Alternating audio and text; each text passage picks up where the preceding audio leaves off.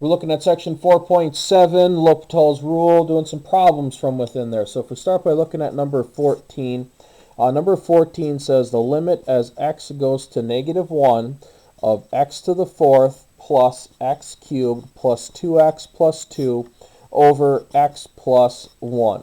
What we'd want to first start with is we want to see, does L'Hopital rule exist on here? Because remember, when we always did our limits, our first step was plug the number in and see what happens. So if we put a -1 to the fourth plus a -1 cubed plus 2 times -1 plus 2 all over -1 plus 1, we get here, we have 1 minus 1 minus 2 plus 2, which is 0, over -1 plus 1, which is 0. So we have 0 divided by 0. So L'Hopital's rule will work. So now what we do is we take a look at the limit as x approaches -1.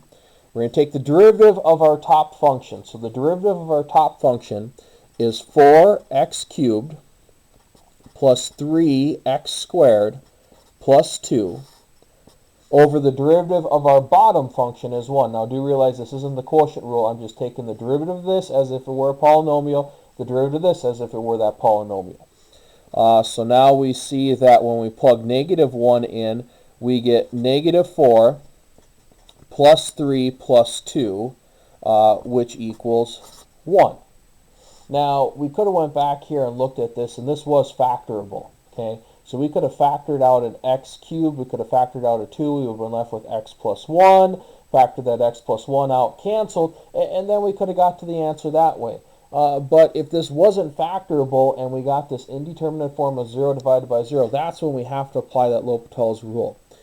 So for instance, number 16. The limit as x goes to 0 of e to the x minus 1 over x squared plus 2x, plus 3x. Now, considering what's going on here in this problem, we always got to check, does L'Hopital's rule work? Okay, so we want to look at e to the 0 power minus 1 over 0 squared plus 3 times 0. E to the 0 is 1, so 1 minus 1 is 0. 0 squared is 0 plus 3 times 0 plus 0 is 0, so we have 0 divided by 0. So now we're going to go on to our L'Hopital's rule. The limit as x approaches 0, we're going to take the derivative of e to the x minus 1, which the derivative of e to the x is e to the x. The derivative of minus 1 would be 0 then, so we have e to the x. Now we have 2x plus 3. Now, we see if L'Hopital's, or if this limit exists now. We plug 0 in. So we have, I guess I can just come right down here. I'll come right below just in case this doesn't work. We'll have to L'Hopital rule along as we keep going. So plugging 0 in, we have e to the 0 over 2 times 0 plus 3. So this is 1 over 3. So we see we have an answer. So now we can come up and say, well, this equals 1/3. And this is what L'Hopital's rule does. Once again, we got to make sure that we have proper forms as we're going through this. Looking through a little bit more difficult of a problem. Let's go to number 24. Okay, number 24 talks about the limit as x goes to 0 of sine squared 3x over x squared. Now, one of the biggest things we always want to do is we always want to make sure that we're referencing the problem in simplified format. So we have a function within a function within another function. But we notice that we have a squared and squared. So what we can do here is we can kind of simplify this up. And we could say that this is the limit as x goes to 0 of sine 3x over x, and then that whole limit is squared. So now we can kind of approach what's going on with that limit. Now, how do we evaluate this? Remember in the past we had that the limit there, and we had that sine 3x over x, and we would have to do some stuff to evaluate this. Well, it's a little bit more difficult to work with. So L'Hopital's rule. Plug the 0 in. Sine of 3 times 0. 3 times 0 is 0. Sine of 0 is 0 over 0. So we do have L'Hopital's form.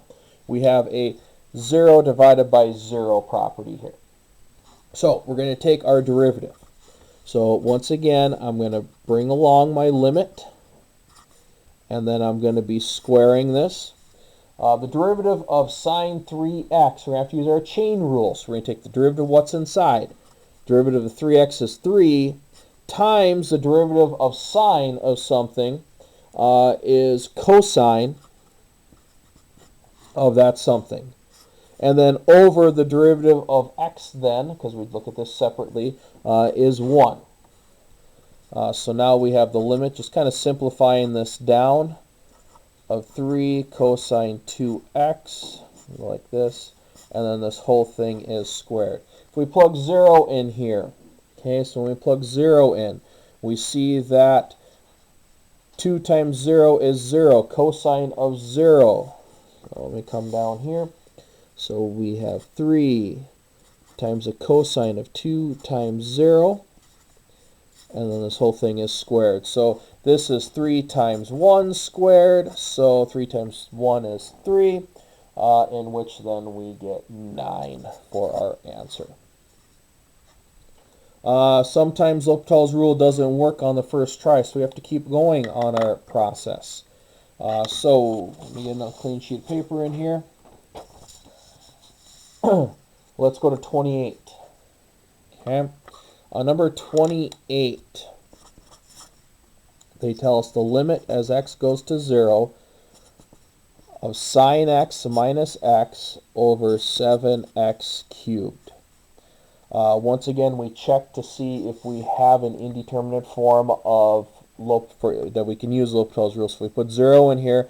Sine of 0 is 0. 0 minus 0 is 0. 7 over 0 cubed is 0, so we have 0 over 0. Okay, so I always like to note that I do have an indeterminate form off on the side. That way I know I can apply L'Hopital's rule. So now we're going to take the limit as x approaches 0 of this derivative. So the derivative of sine x minus x is cosine x minus 0, so cosine x. Over now we have I'm sorry, minus 1, because once again the derivative of negative x would be multiply in front, take 1 away, so 1 here, over our 7x cubed. We take the derivative of this, so that would be 21x squared. Looking here now, if I were to plug 0 in, cosine of 0 is 1. 1 minus 1 is 0. If I have 21 times 0 squared, once again, 0 squared 0, so it's 0 over 0. So we're going to L'Hopital along. We're going to keep going. We're going to apply L'Hopital's rule once again. So applying L'Hopital's rule here, we're going to have now the derivative of this cosine x minus 1, which is negative sine x, over 42x. And then once again, the derivative of the negative 1 is the 0 here in this case. Plugging 0 in, sine of 0 is 0. Negative that would be 0. 42 times 0 is 0, so we got 0 over 0. Once again, apply L'Hopital's rule. So if we apply L'Hopital's rule here again, we have the limit as x goes to 0. Taking the derivative of a negative sine x would be a negative cosine x. Taking the derivative of 42x would be 42. And now one of the common sense things that I can kind of point out to you is notice we have a straight up 42 in the denominator now. There's no more x variables, so there's no chance of having that 0 over 0. We're going to have something over 42. So now we plug it in. Okay, so we plug in our value. We plug in, so I can show you here, negative cosine of 0 over 42, which is negative 1 over 42, or negative 1/42. Okay, so this is how L'Hopital's rule works with the 0 divided by 0 factor. Let's continue on. Let's see what happens when we have that infinity over infinity. So 38. Okay, so on number 38, we see that here we have the limit as x goes to infinity of 4x cubed minus 2x squared plus 6 all over pi times x cubed plus 4. One of the things that we can start thinking about on here, if I were to be plugging infinity in, we get 4 times infinity cubed minus a smaller infinity plus 6. We're talking infinity divided by infinity. So we have infinity over infinity happening here. So applying L'Hopital's rule, once again, we had some other ways we could have worked with this in the past, once again, because this is a polynomial function, but just getting used to that L'Hopital's rule. Taking the derivative here, we have the limit as x goes to infinity. Here we have 12x squared minus 4x all over 3 pi x squared. Once again, those will cancel off. We still see that we have infinity divided by infinity. So we L'Hopital along, and we do this again.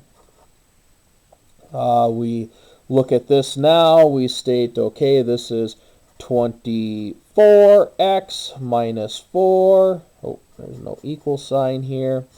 Over 6 pi x. Once again, plugging infinity in, we have 24 times infinity minus 4, which is infinity. 6 pi times infinity would be infinity, because once infinity times something is just infinity. So we still have our infinity divided by infinity. So we do this again. The limit as x approaches infinity. Notice here now we have 24 over 6 pi. Plug infinity in. Oh wait, there's no more x to plug infinity in for. So now if we have this, we basically have 24 over 6 pi. But 24 over 6 pi we can cancel off. We're left with 4 over pi. Now in the past, remember when we had a polynomial and a polynomial, we could divide by the highest degree of the numerator, every part. And then as we had that division of 0, that was one of the techniques. This is just showing it in a different picture on how we can go about it, because not all the times do we have a nice polynomial that we're working with. For instance, number 40. Okay, so on number 40 here, we look at the fact that we have limit as x approaches infinity, and we have e to the 3x over 3 e to the 3x plus 5. Once again, now, if we were to start looking at this, if we were to plug infinity in, we'd have e to some infinity power divided by 3 times infinity plus 5, so we have infinity over infinity. Okay, so that means we're going to apply L'Hopital's rule. So the limit as x goes to infinity, taking the derivative of our numerator, once again, e to the constant x is going to be 3 e to the 3x. Over down here, taking the derivative of this, we get 9 e to the 3x plus 0 then. Now, if we were to plug infinity, and notice we still get infinity divided by infinity. But the number one rule, simplify if possible. So if we can simplify, we want to simplify. So if we notice in this part in here, we have e to the 3x over e to the 3x. That can cancel. We have 3 over 9 can cancel, so we have 1 over 3. So once we cancel all this, we're left with 1/3. So now we're going to apply the affinity. Oh wait, x is gone. So we see that our answer is 1/3. Okay, so do realize that we have to simplify if possible as we keep going through things. Okay, so continuing on and considering the fact that we talked about 0 over 0 and infinity over infinity as indeterminate forms, we also had some other indeterminate forms of that 0 times infinity. Okay, so let's look at number 50 and how we would have to go about this. So we talk about the limit as x approaches 0 from the right. So once again, a right-hand derivative to this part as we're considering what's happening here. We have then sine x times the square root of 1 minus x over x. As we were to consider this, this was once again one of those indeterminate forms where we said it equals infinity, and this was the sine of 0 would be 0, so we have that 0 divided by 0. Some of the things that we have to start considering on this is how can we go about this? Okay, so we got to look to break this up somehow. So one of the techniques we can look at this is we can multiply by 1. Okay, so if we have the limit as x approaches 0 from the right, we have sine x times the square root of 1 minus x. I'm going to multiply this by x over x. So if you notice, I multiply by x over x, I have x times this over x squared. Okay, now the main reason why I do this is because this is now the limit as x goes to 0 from the right. If I have the square root over a fraction, I can break up my square roots. I have the square root of x squared down in the denominator, which is x. Okay, or the absolute value of x, but we'll consider x that has to be positive. Once again, we're coming from the right of 0.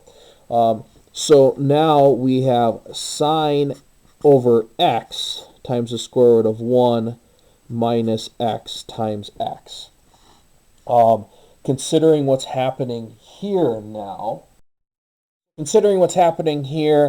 we talk about if we plug in our 0. Now, once again, we got a product here. So let's break this up first because we got a pretty complex fraction or a problem going on here. So we have the limit as x goes to 0 to the right of we have sine x over x times the limit as x goes to 0 from the right of the square root of 1 minus x over x. If we were to consider what's happening here, I plug 0 in, I get 0 divided by 0. So this is 0 divided by 0. So this is a L'Hopital's rule. If I plug 0 into this one, I get the square root of 0, which is 0. So we get 0 right here. Now, even though we're going to take whatever this is and multiply by 0, we want to make sure that we don't get some sort of abstractness here, that we are not still in this form right here of 0 times infinity. So, considering what's happening here, we're going to have to apply L'Hopital's rule. So this is the limit as x goes to 0 from the right of cosine x over 1. So now when we plug that 0 in, we get 1 times 0, which is 0. Okay, so we see that overall this problem was 0 and it did work out, but there are chances that things don't work as well. So then the last thing we had talked about is we talked about those difference of infinities. Okay, so we talked about the growth rates and how is one growing faster if we're getting infinity for two different problems. So we're going to start by looking at number 70. Okay, so on number 70 they talk about the limit, or I'm sorry, not the limit here. X squared times the natural log of x. And then they tell us the natural log squared of x. They ask us, in this case, which one is growing faster? Okay, so we can go back to our theorem and try to figure out where does it fit in, but not everything falls into our theorem that we had, once again, on page 306. We had that ranking growth rates of as x approaches infinity. We can go through and we could find these in there. They are found there. But can you fully interpret what's going on? So what we want to do is we want to take a look at the limit as x approaches infinity. And then we want to divide them. Okay? So I'm just going to take my first one over my second one. Now, do realize that what's ever going to happen here is as I apply this, if I get the answer of infinity, that means my first one is growing faster. If I get my answer here to be 0, that means my second one is growing faster. So we're looking for answers of 0 infinity or 0. And then this would relate to the numerator, this would relate to the denominator as being higher or growing faster, basically giving us bigger numbers. So if we were to evaluate this as it sits, we would have infinity over infinity. So we need to apply L'Hopital's rule. But before we start doing any of this, does this simplify? If we notice we have the natural log times, down here we would have the natural log squared. So we can cancel off a natural log. So we have the limit as x approaches infinity of x squared over the natural log of x. Now, let's apply L'Hopital's rule. Once again, checking here infinity divided by infinity. If we apply L'Hopital's rule, we have the limit as x goes to infinity. Well, I'm just going to go like this, infinity divided by infinity, so that's where we're applying L'Hopital's rule. We get 2x over 1 over x. Once again, the derivative of 2x is 2x. The derivative of the natural log of x is 1 over x. So this is 1 over x. That means we have simplifying. We have 2x squared multiplied by the reciprocal. The denominator means we're going to multiply by x, multiplied by x. So we get 2x squared. Plugging this in, we get infinity. So we see that x squared times the natural log of x grows faster than the natural log squared of x. And basically, this is how we can test whether something is a bigger function or not. It all kind of relies on the fact of what happens at infinity. Now, do realize sometimes you can use that theorem to go through. Sometimes it's not as easy, or the numbers aren't in that theorem. Once again, even if they are, we can still test this, and we're looking for that infinity or 0. Once again, that's going to tell us the larger numerator value or denominator one, depending upon which we're evaluating towards.